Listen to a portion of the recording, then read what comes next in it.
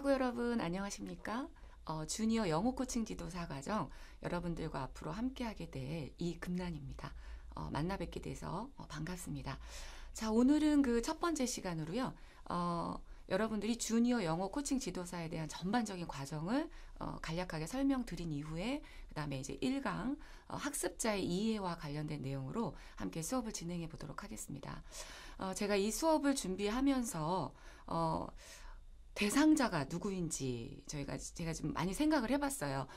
만약에 주니어 영어 코칭 지도사라는 이 과정에 관심을 가지신다면 아마 학습자, 특별히 이제 아동들에 대해서 많이 관심을 가지고 계신 분들이라는 생각이 들었고요. 그다음에 또 하나의 특징은 영어에 대해서 굉장히 많은 관심을 가지고 있으실 거라는 그런 생각을 하게 되었어요. 그리고 마지막 특징 중에 하나는 뭔가 누군가를 교육하고 내가 교육자로서 앞으로 무엇을 지도할 그러한 영역에 관심이 많으신 분들이 아마도 이 주니어 영어 코칭 지도사 과정을 응시하시고 준비하시지 않나 이런 생각을 해보았습니다. 여러분들이 관심 가지고 있는 그런 분야들을 제가 준비할 때 과정 가운데 많은 분량들을 사실은 녹여서 준비를 했어요.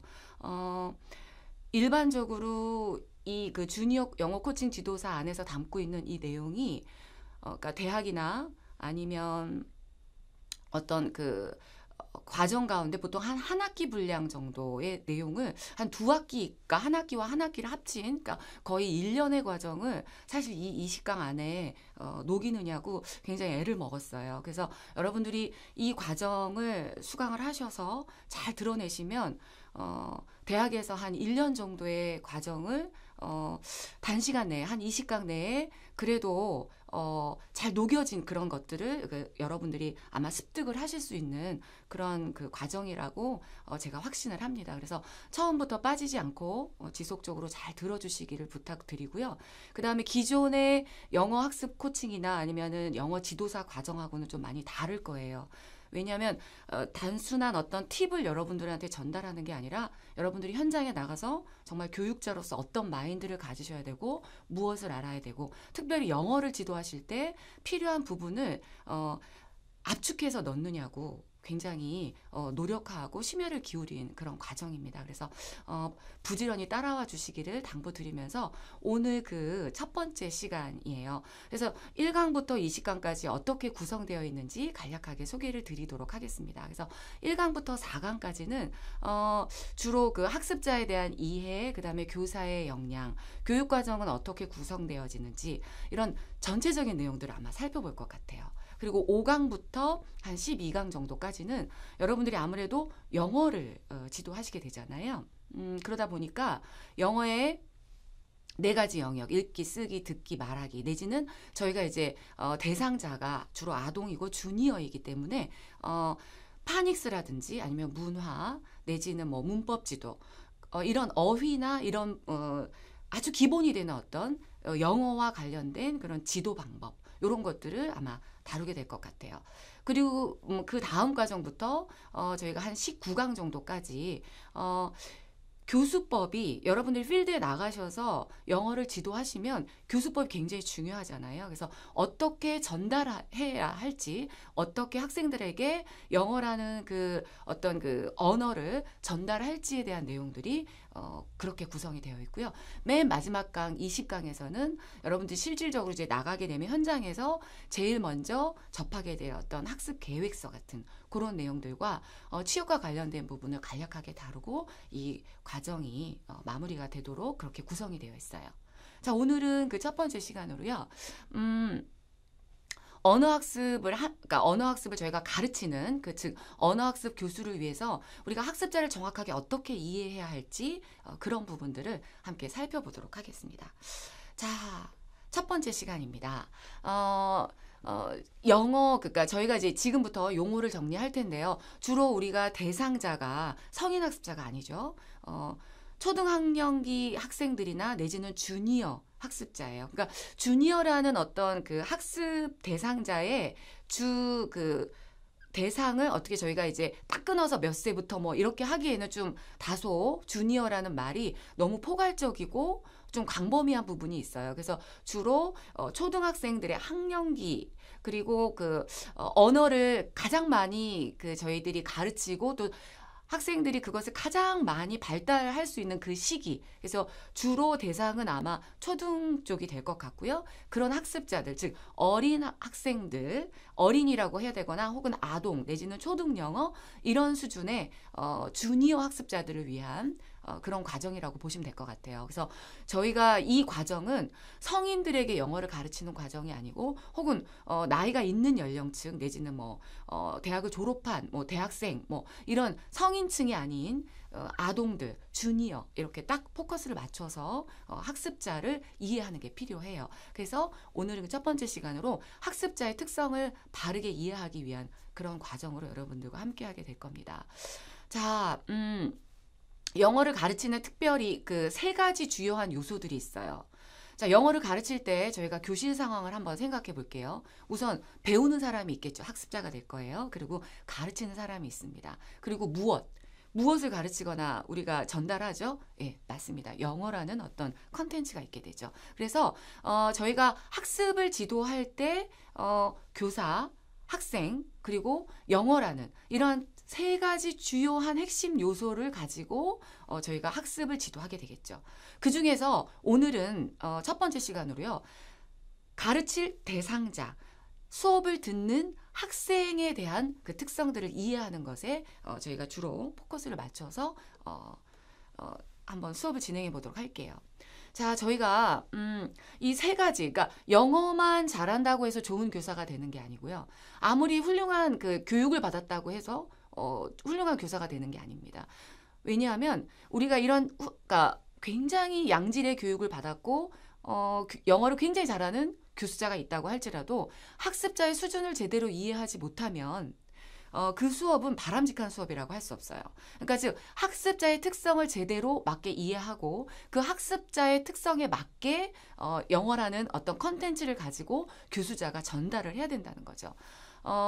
여기 말씀드린 것처럼 학습자의 특성에 맞지 않는 교수 내용이나 교수 방법이 아무리 훌륭할지라도 학습자의 특성을 이해하지 못하면 그 특성에 맞는 교수 방법을 선택하지 못한다면 그 수업은 별로 그렇게 의미가 없다는 거예요.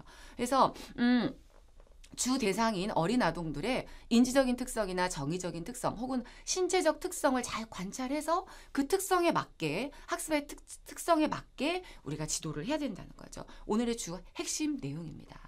자, 그러면 그 학습자라는 그 한 영역을 볼 때 주로 인지적인 영역, 그리고 감정적인, 정의적인 영역, 그리고 신체적인 영역 이 세 가지를 저희가 함께 살펴볼 건데요. 먼저 인지적인 특성입니다.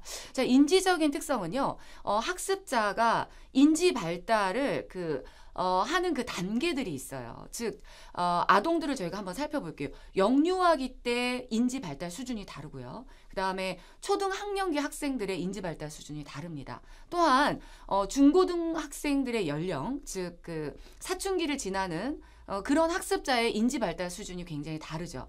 그리고 성인 학습자들의 인지 발달 수준이 달라요. 그렇기 때문에 이 인지 발달 수준에 맞춰서 그러니까 우리가 전달하고자 하는 영어라는 이런 컨텐츠도 그 학습자들의 인지 발달 수준에 맞춰서 전달을 해야 된다는 거죠. 저희가 인지 발달 수준 그러면 삐아제를 빼놓고 이렇게 얘기를 할 수가 없어요. 자, 삐아제가 말한 인지 발달 수준을 저희가 한번 살펴보도록 할게요. 삐아제는 인지 발달 수준을 4단계로 나눴어요. 0세에서 2세, 2세에서 7세, 7세에서 11세, 11세 이후 이렇게 나눴는데요. 물론 삐아제의 이론에도 많은 그 반박들이 있어요. 왜 11세 이후에는 인지 발달이 멈춰 있느냐라든가 어떤 하지만 그럼에도 불구하고 이 삐아제의 인지 발달 단계가 우리가 학습을 할 때마다 혹은 교수자들, 뭔가 교사들에게 꼭 인지 발달 단계가 나오면 삐아제를 언급하는 이유는 이분이 가장 먼저 인지 발달 단계를 나눈 학자이기 때문이에요. 근데 저희가 이제 특별히 주니어 영어 학습 코칭 지도사 과정에서는요, 이 인지 발달 단계 중에서 7세에서 11세 단계에 즉 구체적 조작기에 좀 포커스를 맞춰서 여러분들이 봐주셔야 돼요. 왜냐하면 저희가 다루는 주니어 영어 학습 코칭 지도사들은요, 0세에서 2세나 2세에서 7세 혹은 11세 이후의 연령의 대상자들을 다루는 게 아니라 주로, 물론 이 연령이 이제 외국에서 나눈 연령이기 때문에 우리나라 같은 경우는 8세에서 12세가 될 수도 있어요. 그렇지만 학습자마다 수준이 다르기 때문에 7세에서 11세 정도라고 저희가 이해를 하면 이 시기의 학생들이 구체적 조작기에 해당이 되거든요. 그러니까 이 구체적 조작기에 해당되는 학생들의 특징들, 인지 발달 단계를 잘 숙지하고 계셔야 교사가 실수하지 않고 영어라는 컨텐츠를 이 학습자들의 수준에 맞게 전달하실 수 있는 거예요. 특징을 한번 살펴볼게요. 인지발달 단계 중에서 일단 초등학생들이죠, 주로. 그죠? 그런데 이 초등학생들을 구체적 조작기에 해당이 돼요. 근데 우리가 이 초등학생들의 인지적인 측면은 이 설명에서 말하듯이 구체적 조작기예요. 그러니까 뭐냐면 뭔가 추상적인 개념이나 혹은 전조작기, 그러니까 초등학생 이전의 학생들은 굉장히 자기중심적인 사고를 하거든요. 근데 이러한 자기중심적인 사고에서 벗어나는 시기가 바로 구체적 조작기예요. 그래서 타인을 어떻게 생각하는지, 그다음에 타인과의 관계에 대해서도 굉장히 많이 생각할 수 있는 그런 시기가 바로 구체적 조작기라고 보시면 돼요. 그래서 이 시기가 되면 보존 개념 을 습득을 하게 돼요. 그래서 어떤 형태나 물건이 막 변화되더라도 그 원래의 그러니까 원래의 어떤 형태라든지 이러한 부분들을 가지고 있게 되죠. 그런 개념들이 생기는 그런 중요한 시기입니다. 그래서 원래 어떻게 돼서 이게 어떻게 변형되었는지에 대한 그런 개념들을 가지고 있는 시기가 바로 이 시기예요. 그렇지만 뭔가 추상적인 개념을 설명할 때는 이해하지 못하는 특징이 있어요. 이것은 구체적 조작기 이후에 예를 들면 초등학년을 지나서 중고등학생들이 돼야지만 이런 추상적인 개념이 가능해요. 그러니까 이 말은 뭐냐면 여러분들이 영어를 전달하실 때 이 구체적 조작기에 있는 학생들에게는 매우 명료하고 명쾌하게 무엇인가를 전달하셔야 돼요. 뭔가 추상적인 개념을 가지고 잡히지 않는 개념을 가지고 학생들에게 뭔가를 전달한다면 이 추상적인 사고 자체가 되지 않기 때문에 학생들이 전혀 이해하지 못해요. 선생님이 아무리 잘 설명하셔도 구체적 조작기에 있는 학생들한테는 매우 명료하고 구체적으로 설명을 해주셔야 된다는 거죠. 그러니까 저희가 이런 학습자에 대한 이해가 되어야지만 그 수준에 맞는 영어 학습도 제대로 전달할 수 있게 되는 것입니다.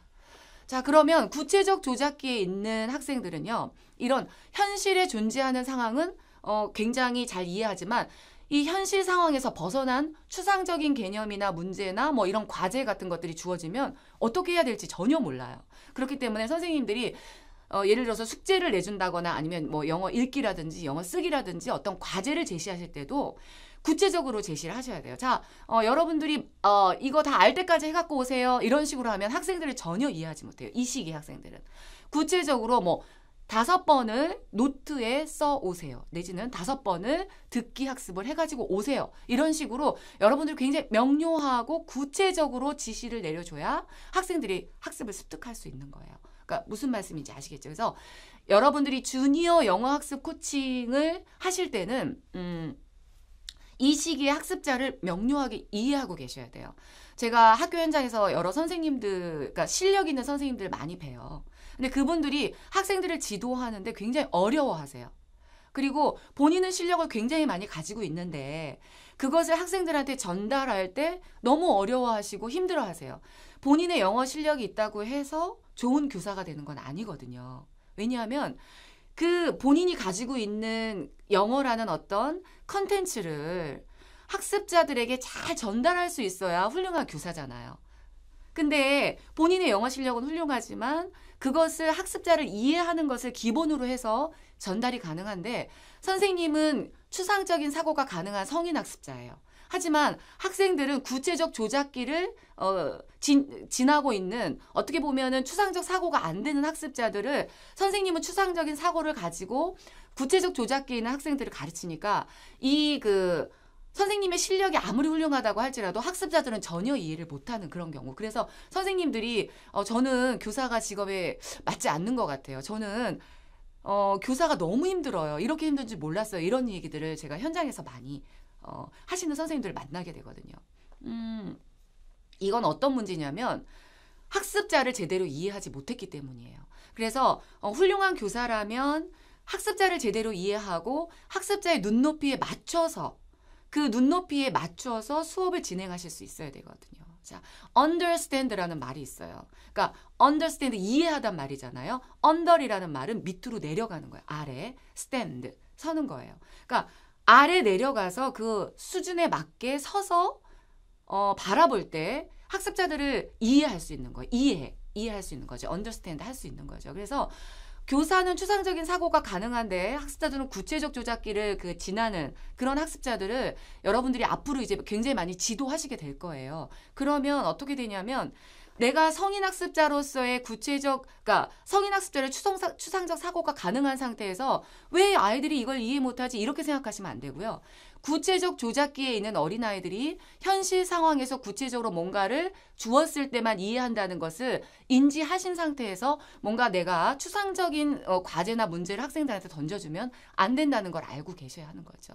그래서 학생들을 이러한 지도하실 때 언어 상황도 마찬가지예요. 그러니까 교수자가 언어를 전달할 때도 이러한 교수 방법이 굉장히 구체적이고 학생들의 눈높이에 맞아야 된다라는 것을 꼭 명심하셔야 됩니다.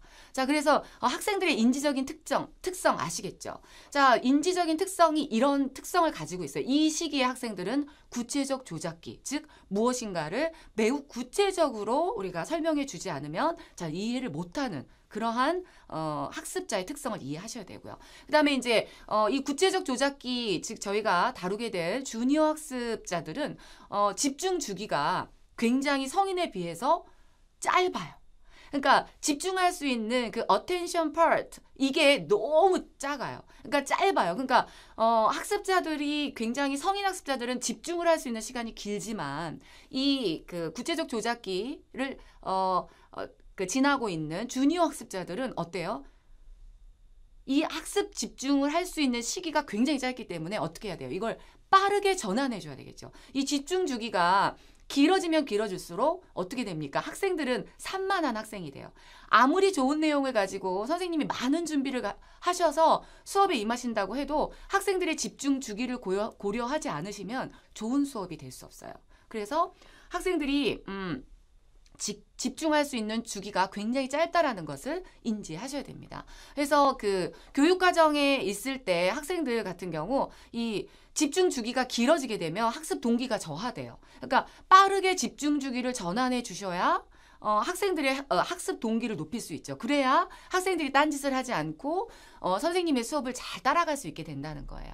그래서 제가 오늘 첫 시간에 여러분들이 가장 교수자들이 주로 컨텐츠, 내용에 너무 많은 시간을 할애하고 그것을 준비하는데 활용을 하는데 시간을 준비하고 그리고 교수자 스스로 나는 이렇게 많이 준비했기 때문에 내 수업은 참 좋은 수업이야 라는 착각에 빠져요. 하지만 우리가 학습자들을 제대로 이해하지 못한다면 아무리 많이 준비한다고 할지라도 그것이 전달되어지는 과정에서 많은 갭이 생기게 되는 거죠. 그래서 여러분들한테 오늘 첫 시간 제가 학습자들을 이해하는 것에 대해서 설명을 드리고 있어요. 그래서 학습자들이 집중 주기가 길어지게 되면 우리가 가르치는 주니어 영어 학습 코칭을 하는 그런 학습자들은 흥미도 잃게 되고 쉽게 포기해요. 그렇기 때문에 집중 주기를 고려해서 아이들의 수준이 어떤지 흥미로운 활동을 제시할 수 있는 집중 주기를 잘 찾으셔서 저희가 그런 수업을 이끌어가는 게 필요하겠죠. 자, 그 다음에 이제 모호성의 수용이에요. 너무 신기한 것은 뭐냐면 성인 학습자가 되면 될수록 모호하다 그러면 수용하지 않아요. 이게 성인 학습자의 특징이에요. 그런데 아동 학습자들의 특징은 뭐냐면 모호해도 수용을 굉장히 잘해요.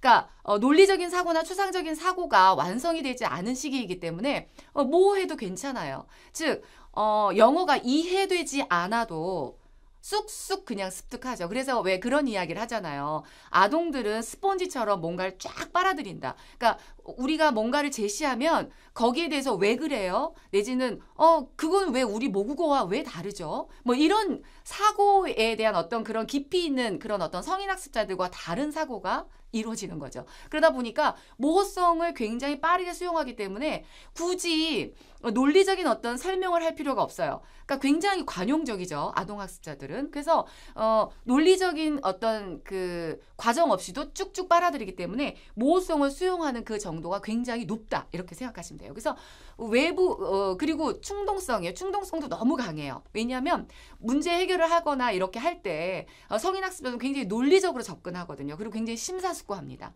그런데 아동학습자들은 어때요? 아니거든요. 그렇지 않아요. 굉장히 충동적으로 행동을 하고요.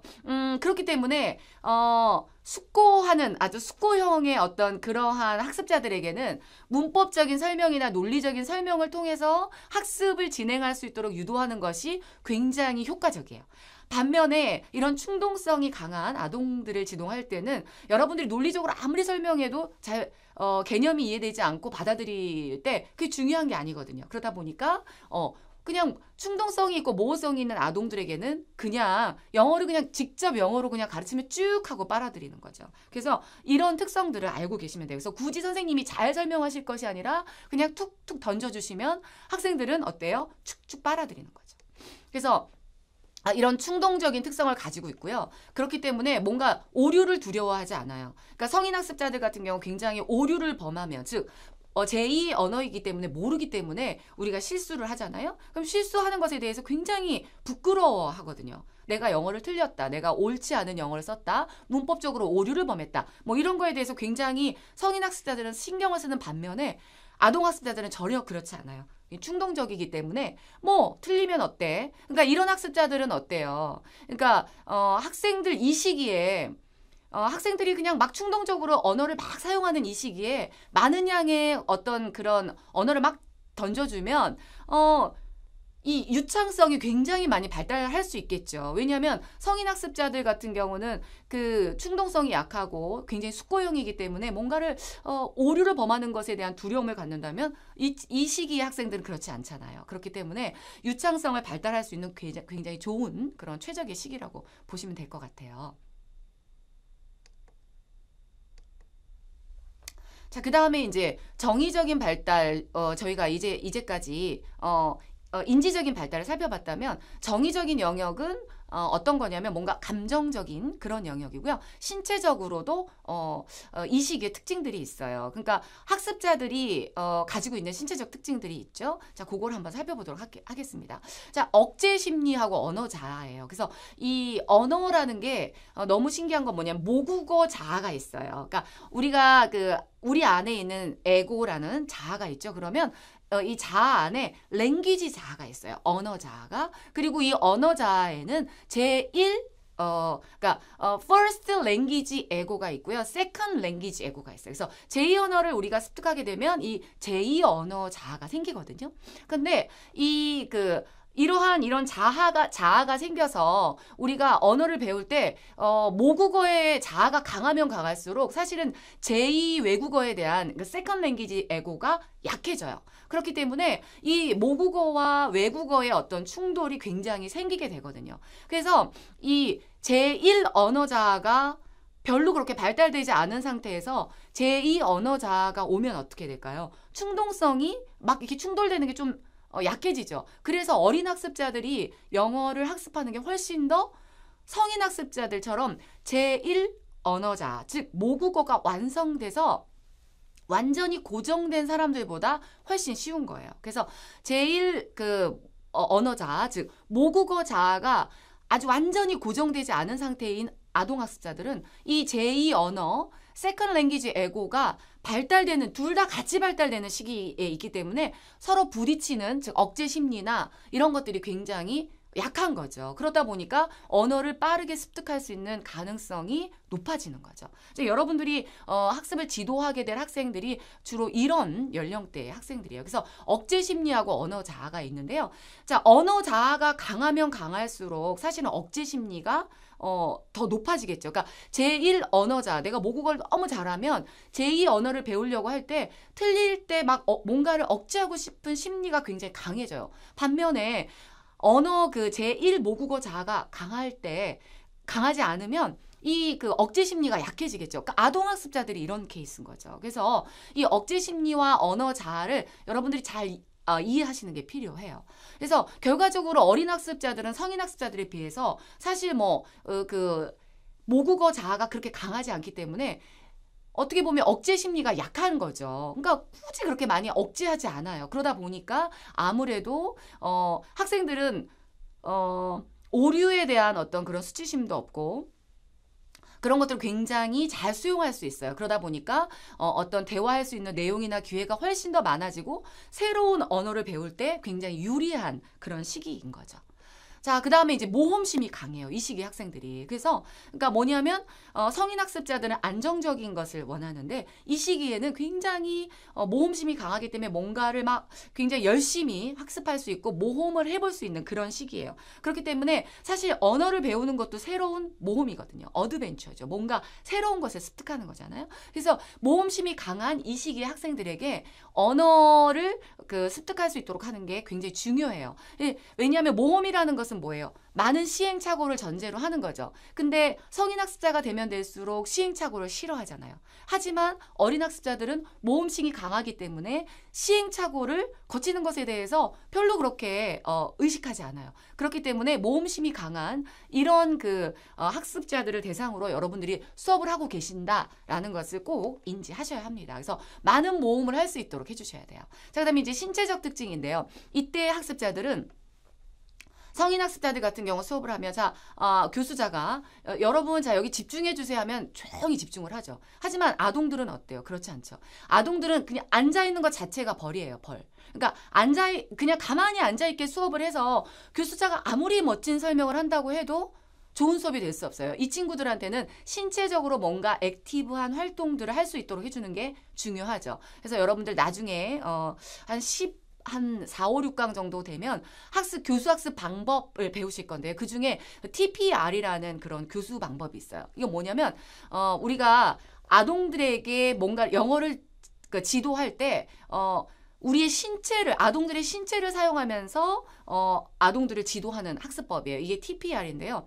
예를 들어서 crush 이렇게 영어를 가르치면 그러니까 성인 학습자들은 crush 이렇게 계속 여러 번 반복하게 하는데 아동 학습자들 같은 경우는 crush 하면서 이렇게 액션과 함께 하게 되면 그게 금방 습득이 되는 거죠. 그래서 이런 신체적인 특성들을 잘 활용해서 액티비티한 그런 어떤 활동들을 많이 넣는 것이 아동 학습자들한테는 중요해요.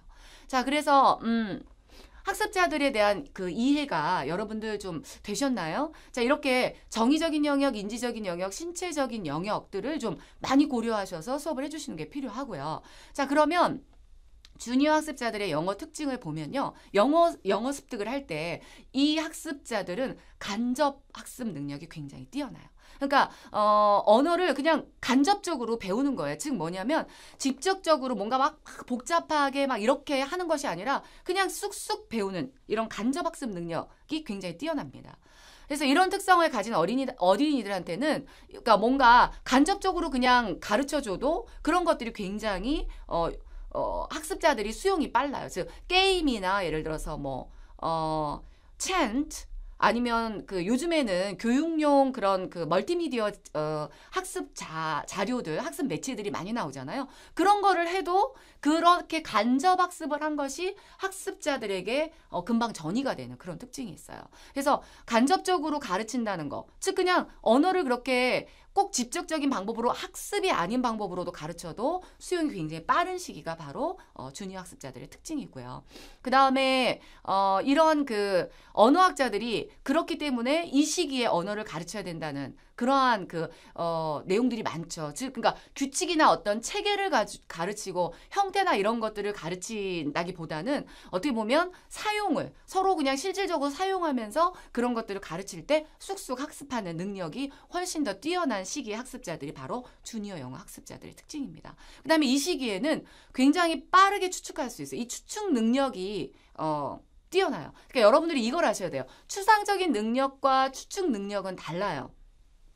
추상적인 능력은 뭔가를 형태가 보이지 않는 것을 우리가 그 개념을 이해하는 거고요. 추측하는 것은 앞으로 어떻게 되어질 것인가 혹은 어떤 그 다음 넥스트 스텝에 대해서 생각해 볼 수 있는 능력이거든요. 그러니까 즉 어떻게 보면은 언어를 배웠을 때 의미를 확장하거나 하는 그런 능력들이 굉장히 뛰어나고 그것을 활용할 수 있는 능력들이 뛰어나다는 거죠. 그래서 이 시기에 그게 가능해요. 그러니까 언어를 추측하는 것들이 굉장히 뛰어난 능력을 가지고 있는 그런 시기이기 때문에 하나를 가르쳐주면 그 다음 단계에 어떤 그 내용들이 있을지 그것을 연결해서 추측해내는 능력들은 이 시기에 충분히 가지고 있다라고 이해하시면 될 것 같아요. 그래서 이 시기에도 학습자들이 의미를 스스로 추측해 볼 수 있고 파악해 볼 수 있도록 유도하는 그러한 것들이 필요하죠. 그 다음에 이제 감각을 활용하는 능력, 제가 말씀드렸어요. TPR이라든지 이런 그 교수법을 통해서 감각 활용 능력이 뛰어난 시기가 바로 이 시기다.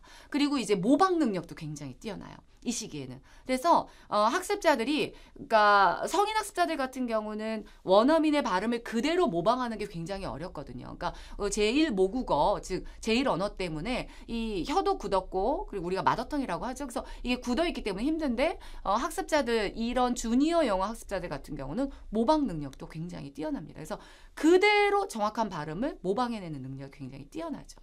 그래서 노래나 챈트 같은 것들을 이용해서 이렇게 그 아동들을 우리가 충분히 이런 것들을 이렇게 노출을 많이 시키면요.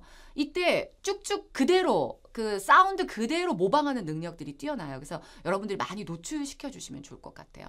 그 다음에 이때는 창의성도 뛰어나요. 그러니까 뭔가 이렇게 A라는 것들을 변형시켜서 창의적으로 만들어내는 이런 능력들이 성인 학습자들보다 굉장히 뛰어나거든요. 그래서 제가 이제 예제를 드렸는데요. 자, don't feed it to me 이렇게 얘기를 했어요. 근데 feed라는 단어를 잘 몰라요. 그럴 경우에는 don't eat it me 이렇게 학생들이 예를 들면 그 feed라는 단어를 몰라도 내가 eat이라는 단어를 알아요. 그러면 feed 대신에 동사 자리에 it를 넣는 이런 식으로 학습자들이 뭔가 창의적으로 학습을 해낼 수 있는 능력이 굉장히 뛰어나다는 거죠.